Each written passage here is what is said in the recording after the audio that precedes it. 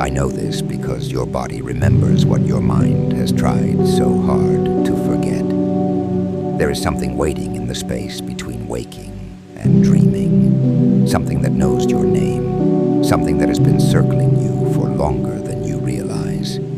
It does not announce itself with fanfare or horror. It arrives as a feeling, a pressure behind your eyes, a tightness in your chest that makes you wonder if the air in your room has somehow changed. Let me tell you what happens when the sun goes down and you lie there, staring at the ceiling, convinced that sleep will come if you just try hard enough.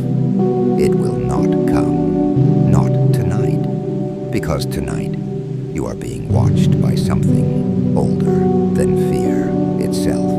It does not live under your bed or hide in your closet. It lives in the rhythm of your breath, in the silence between your heartbeats, in the way shadows stretch across your walls when no light source should cast them. You have felt it before, haven't you?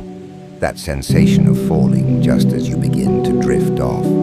That sudden jolt that snaps you back into consciousness, as if something reached out and pulled you away from the edge of sleep.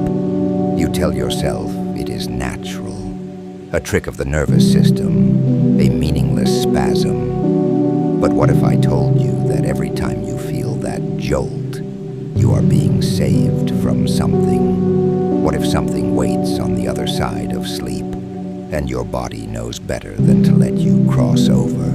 There is a reason why ancient cultures feared the night. They understood that darkness is not simply the absence of light. It is a presence, a living thing that breathes and moves and hungers. When you close your eyes tonight, you will feel it pressing against your eyelids, testing the borders of your awareness, whispering in a language you should not understand, but somehow do. It will tell you things about yourself, truths you have buried so deep that even you forgot they existed.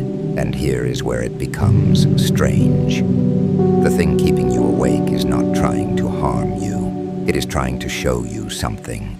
It wants you to see the shape of your own life from a distance, to understand how fragile the thread is that holds you here. Every night you have ever slept, you trusted that you would wake up again. But trust is just another word for hope. And hope is a gamble you make without knowing the odds. Tonight, the veil is thinner than it has ever been. You will hear sounds that do not belong to this world. A creak in the hallway when no one is walking. A whisper that sounds like your own voice, coming from somewhere outside yourself. The rustle of something moving just beyond your peripheral vision, always staying one step ahead of your gaze.